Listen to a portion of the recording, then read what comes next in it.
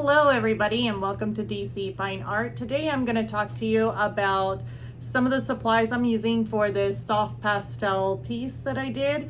And it's something, it's Christmas, little Christmas balls, you know, decorations for Christmas.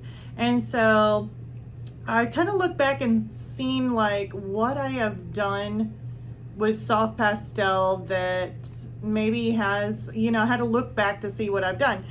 And if I done anything glass, still life, anything like that. And I have done one glass piece. It was a pumpkin with candy corn.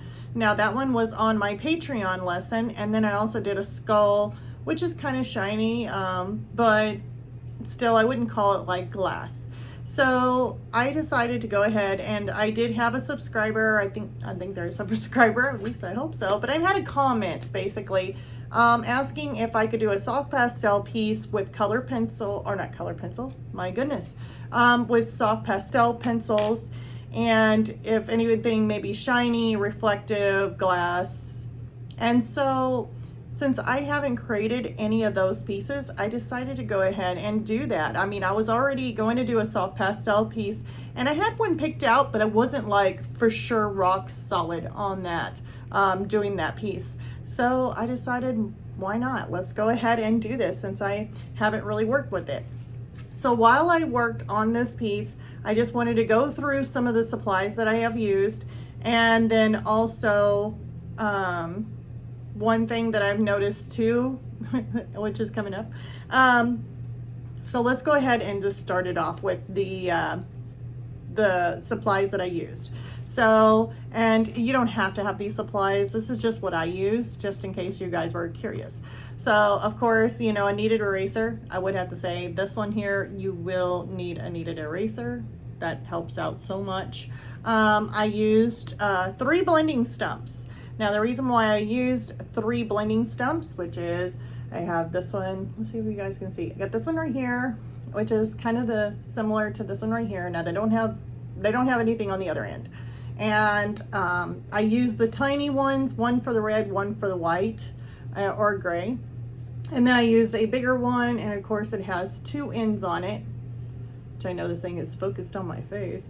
But anyways, it has both a 2 ends. I could use one for the red, and I can use one for the white and gray.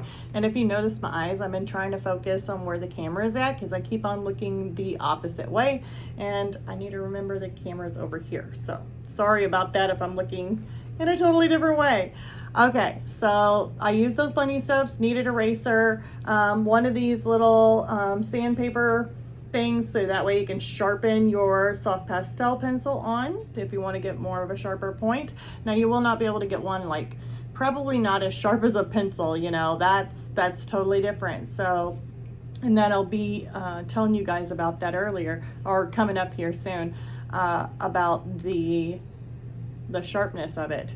So the sharpener that I use for my pencils is the Hovel sharpener, and it is made by the Maker's Cabinet. That's a little bag for it, and I like sharpening my pencils on this because it basically sharpens away from the wood, or away from the soft pastel, and it sharpens the wood, which makes it super nice because you're able to get that wood away from the pencil without dulling down your blade so quickly. So I do use that sharpener. I will have all this listed in the description below too. I'll even put the Hovel sharpener just in case you're wanting to see the name of it and search it out. Okay, and then of course I will have the colors. The majority I went to, I could basically hold them in my hand. This is all the colors that I used for the soft pastel piece, actually, plus 2 more. But I will have those colors listed just in case. You don't have to have these exact colors or brands in order to do this piece.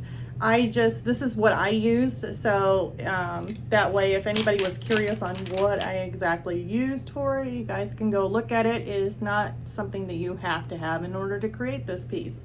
I did use pastel matte paper, so by Clairefontaine, and this one here has several different colors. I pulled out the white and the pastel matte, so that's what paper I used. And of course, you know, we're going into this, but I couldn't help it. Should I show you guys the finished piece? Okay, well, hold on, before I do. So I know we're jumping into the video. We're gonna start it off, but there is something that I do have to note, and this is very important when working with soft pastel. You cannot get a super sharp of a point as sharp as a pencil. So you're basically, on this piece, I cut my paper, and it was supposed to be like a 9x12 little sheet of paper. I ended up cutting it down to an 8x10, probably an 8.5 by 10.5, 8x10. So that way I got enough room. And I did that because the matting that I had was for an 8x10 picture, and if it's 11x14 frame. So when I cut this down to an 8x10, I was working on something super, super small. And when you're, well, it ain't really super, super small, but it's small enough to where even with working with your soft pastel pencils, if you're wanting to create really, really fine, fine detail, it's going to be super hard to do that because you're trying to sharpen your points down on this, but you can only get so sharp before, I mean, it'll be too thick. So on the 8x10 you can do, you just can't expect as much detail as you would if you did it on a bigger scale piece of paper. So if I worked on an 11x14, sized it up, yeah, it would have been a little bit better as far as detail goes. If I would have bumped that up to like a 16x20 or anything like a bigger scale, then it would be so much easier to be able to create that detail that you're wanting to make it look even more realistic and get those reflections as like you want. But when you're working on a smaller scale or an 8x10 with soft pastels, then be careful because you're not going to get as much detail as you're hoping for than working on a larger scale piece.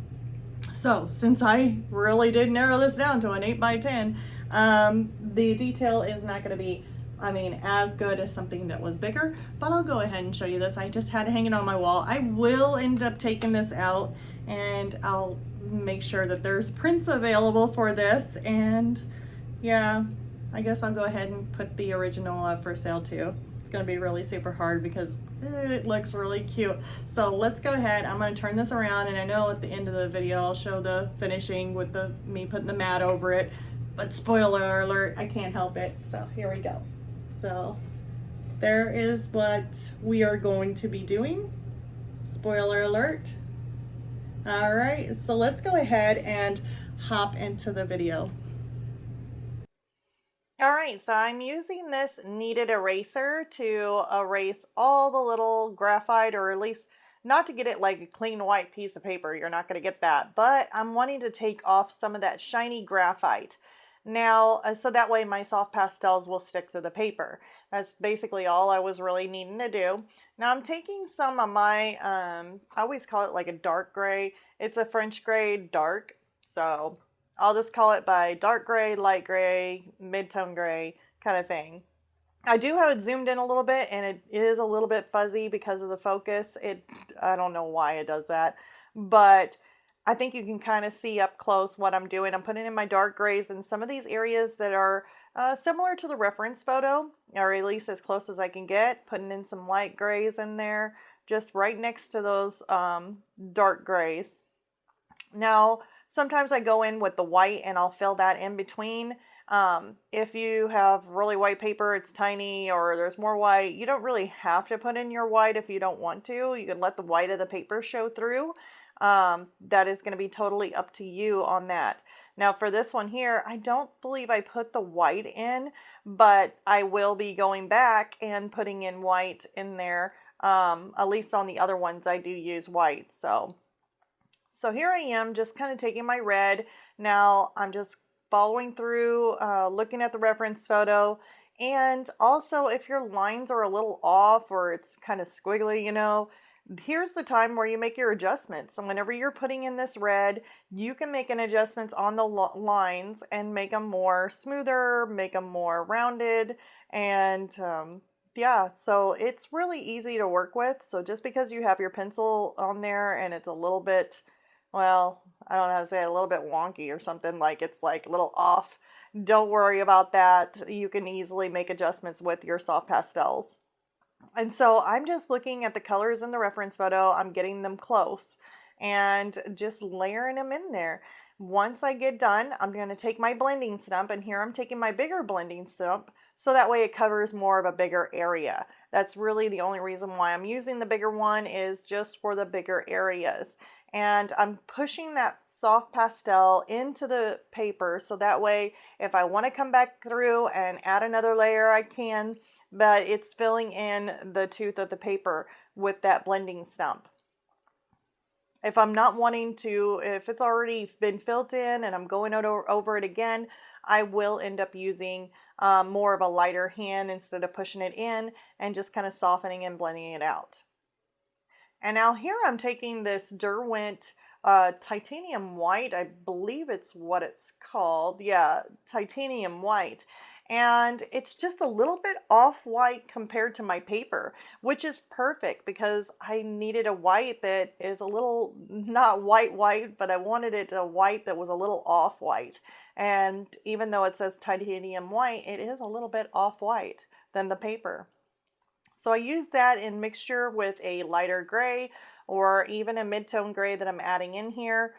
And then I'll end up blending this out with a paper stump and maybe even adding some white to it if I want to tone it down a little bit. So you can add several layers with this paper, which makes it super, super nice. And working on such a small piece here, like I said, this was an 8 by 10. So if I were to use, let's just say, my pastel sticks instead of my pencils, then I would probably be going with something maybe like super small. I mean, like maybe more of the harder of the soft pastel sticks instead of the really soft ones, because of how, I mean, this here is just really super detailed. So it's very, very small is where I'm getting at. And the pencils just seem to be a better fit for something so small.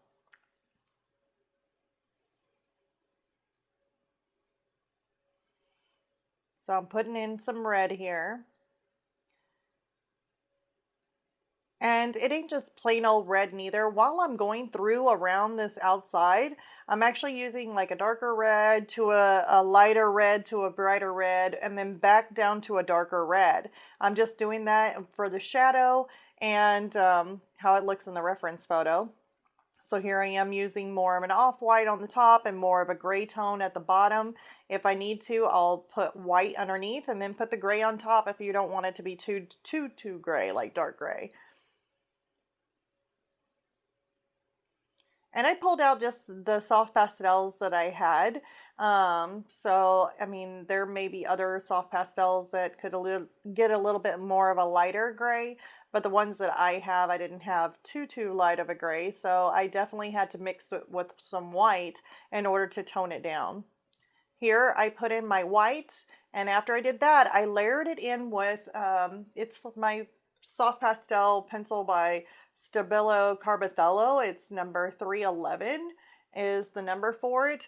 I put that in just lightly on top of my white there to where it shows like almost like a see-through. And that's where you get your see-through. It's just basically a red that's been toned down with white. And that makes it look like it's transparent, like this reflection. You can see straight through this reflection, the red underneath.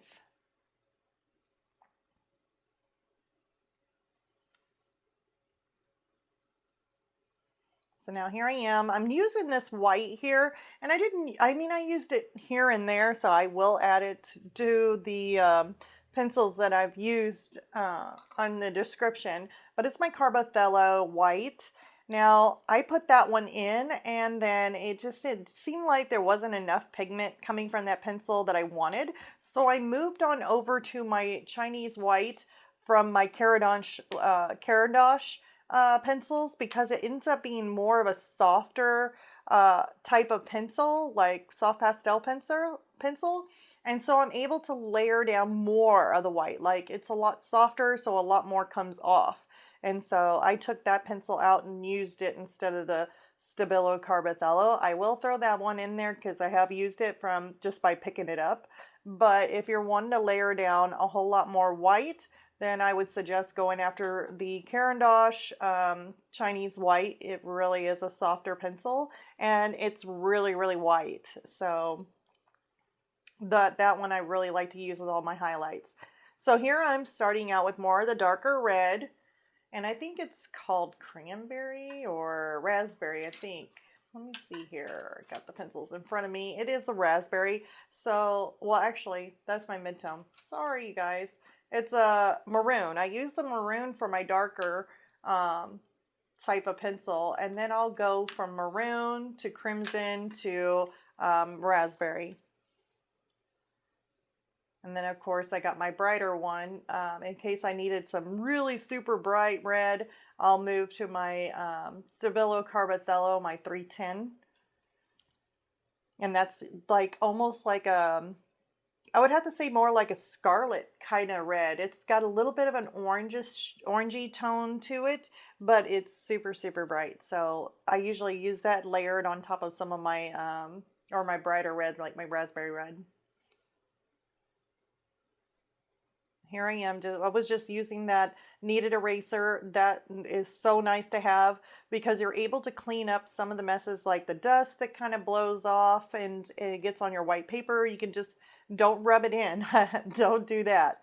So whatever you do, if you see that happen, just use your kneaded eraser and just kind of dab and pick it up that way, or roll it and pick it up. But do not try and smudge it to try and get it out, or wipe your hand across it, because then you're going to end up smearing that into the paper. And when it gets into the tooth of the paper, it's going to be a lot more harder to remove. So make sure that if you're wanting to clean up an area, I would suggest don't use like anything to push it down into the paper. Just use that kneaded eraser and just pick it right up. Here's the Caran D'Ache white. It's super bright. Now I will come back and do adjustments, and I will mark that on this video showing where I'm going to do some adjustments to this bulb.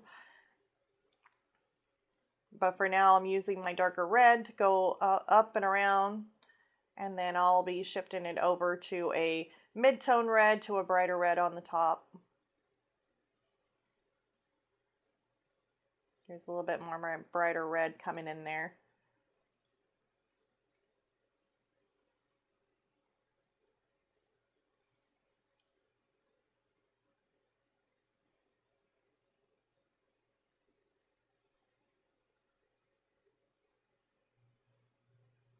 Came back over with that Caran D'Ache white, but I will be making adjustments to that little reflection too. So here I am adding in some more of my gray tone into that white where the shadow would be hitting it. And now I'm going over it with the Stabilo Carbothello.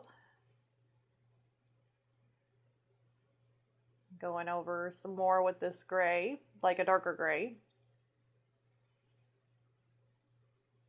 Adding in some white with the Caran D'Ache. And then coming back over the top of this gray to kind of tone it down just a little bit. Now I'm using my blending stump, and I'll be pushing that into the tooth of the paper so that way it's blended, it's smoother, and it's actually into the paper. It's worked into the paper. I'm using my smaller one here for my red. Kind of pushing that in. There we go. And now I'm cleaning up the edges with my little kneaded eraser. And so it'll basically be with the tones, the dark reds, the mid-tone reds, the whites, all that is going to be the same for each and every one of these bulbs. So I'm not going to change out any colors or anything like that. The top is going to be basically done the same way on top, the little, you know, where you hang your little hook at. It's pretty much going to be the same way for each of these bulbs. So here I am just doing the same thing as we did the first time. And yeah, it is sped up just a little bit on here, and that's only because of time, and I try to make these videos at least maybe about 30 minutes, not too long. So we did spend a little bit slower time on that first one, but this one here is basically going to be the same thing, same colors, same thing. Putting in that darker gray, or I see the darker gray in the reference photo, putting in my lighter grays, and then I'll come back through and I'll add a little bit of white to this and just blend it out with my blending stump. So there I'm blended. I'm putting my white back in, just making everything to where it's even or more smoother. That's pretty much it. I mean, that's a really easy one there. Now, here I am going over all the little stars. I am going to go over with my red. And then I'm going to end up going over it again with my white for the reflections right after I blend them out. So just putting in those little stars, each and every one of them. Now, since we're working on something that is so tiny, I'm not really going to be working on a whole lot of 3D, look to it to where it looks like it's 3D stars popping out. I'm going to get close, but it's going to be really difficult to work on something so small, trying to add in the detail like that. Now, working with like something like color pencils where you can sharpen a point, like on your polychromos, sharpen a really sharp point, and then get in there and add those details. I could do that. Or if I was working mixed media, and let's just say I wanted that, I could end up doing all what I'm doing right now, but I could end up going in with color pencil on top and creating those details. So I could end up doing something like that. But if you just want to focus on just soft pastel pencils alone with no color pencil added to it, it's not going to be a mixed media, then you're just going to have to get as close as you can as far as like the detail. So here I am putting in some dark red in some of those stars to create a shadow. And that was just looking at the reference photo too.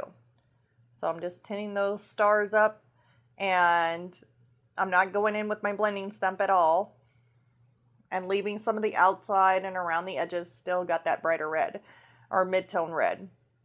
Here I am with my gray. I'm making sure to fill in all the little grays where it had the shadow in it, and you can kind of see a shadow in there. Just kind of filling it in with some gray. It doesn't have to be extremely perfect. We're going with a super small subject, so if you went with something bigger, then you can really get a lot more detail, a lot more on the shadowing, and you can actually make it a whole lot smoother too. So working on a small scale, we're just going to get close. And I'm going to do some adjustments on this little thing, a little Christmas ball, adding in a little bit more of the red star in there. Adding more white in the highlight. And now I'm just putting in a little touch of red in there and blending it out in those whites so it looks like it's kind of seeing through those stars. Those white highlights and seeing through it. Now here I am putting a touch of the brightest red in there. Just adding a little touch of it is all I was doing there. And then now I'm just kind of coming in, blending out some of those little white highlights. Now here I was just adding in a touch of the dark shadow around the little points of the star, but just really quickly just adding those in, maybe a little bit of highlight touching in my white here and there. It's not much. Cleaning up all the little edges there.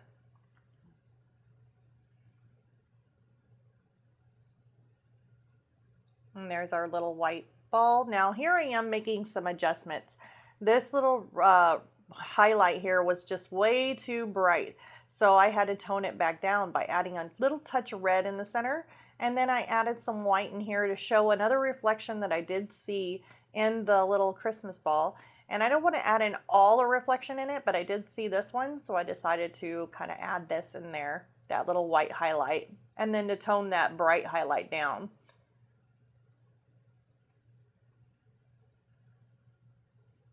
You don't want to add you have to be very careful when it comes to something reflective. I mean, if you see like the camera guy, like who took the picture and he's standing in there and you can see him, like his reflection, you don't want to add him in there. So make sure you be very picky on what reflections you're adding. I mean, you don't want to add the background of the camera guy in the little Christmas bulb, because that would just be a little creepy if you like put that on your wall and you see a camera guy staring at you. So within the little Christmas ball. So just be picky on what highlights you're adding and where. So now we're going to be working on the next, our last little Christmas bulb. And it's the same thing. Like I said, adding in my darks, adding in my mid-tone grays for that little hook on the top. And now I'm going through just adding my darks and my lights, possibly a little bit of white in there. There we go. And then I'll just kind of blend those out just slightly. There we go. And so now we're traveling on to our red. So adding in some darker red where it's kind of in that little groove there where the shadow is. It's going to be a little bit of a darker red. And then I'm coming out just kind of adding some highlight and some reds. The red highlights, like the brighter reds and then the mid-tone reds in there, because it is at the top. Probably going to be a little bit brighter up on the top. Making sure those lines are smooth. See, this is a way to adjust, is whenever you're going around this bulb, all my lines are kind of a little bit squiggly, you know, they're not perfect. And so I can come in here and adjust those lines and make them nice and straight, or at least straighter than what they were. And it's so easy just to go over the top of it and to make those adjustments. Now I left those little highlights there, and I put a little touch of white. I put white in there, and then I put that number 311 on the Carbothello in the white, so that way it tones it down and makes it look see-through, like you can see the red underneath of that white. So we're all doing the same kind of thing. I added in some white there, and then the Derwent white, which is a little off-white, and then I'm adding in gray, and then I'm blending it in with the blending stump. If I need to come back and make any adjustments, I can do that. So it's very easily that you can come back and make any adjustments needed with this. It's just a very forgiving medium. There I'm adding in some really bright white. And now I'm going in on this part and jumping ahead and putting in that white and some of that red in there, because that's where the red stripe's going to be. So in the middle on this one, it's going to be brighter on the left side there, and then as I come toward the middle, it's going to be a little bit darker. And then around the edges will be a little bit darker on the right side. So I'm just adding those tones in. If there's a little reflection in there, I will put a little spot of white in there also. That way it's got a little highlight. So there I am, putting in those reds and then blending it out with my little blending stump. Blending out the white with my little white stump. I'm blending that out there. Make it a little bit smoother. And now coming to the bottom, I'm using that Chinese, or not, it's not Chinese white, it's the Derwent white, it's titanium white, the off-white, I call it off-white. And then I add in my grays on top, that way I can kind of tone it down a little bit if needed, and that white's underneath of there. Now here I am, just kind of blending that in with my blending stump.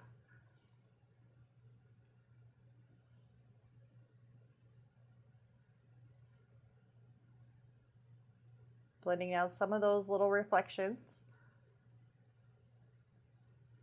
Adding a little bit more touch of white in there, maybe some reds. So just going back in and kind of adding in those same colors or making adjustments. So here comes the darker red.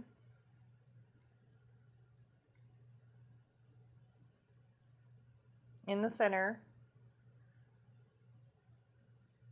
And then as I come around, it's going to get a little bit brighter around the left side.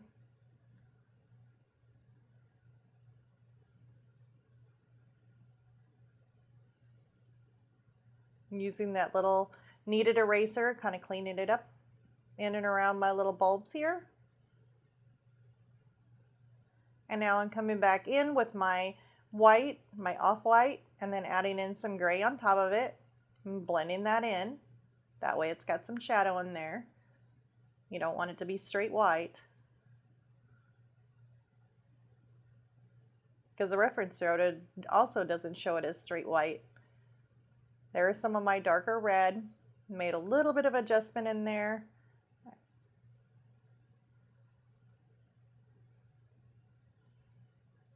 And then I add a little bit of white on the bottom where it showed a little bit of a reflection on the very bottom.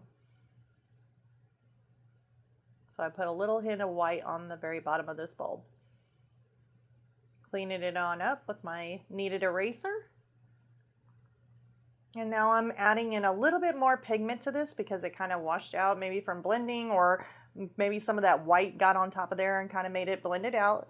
So I just go in there and did some little touch-ups. Now for the string, it is super, super tiny. What I did was just take my dark red. I started making dots all the way up.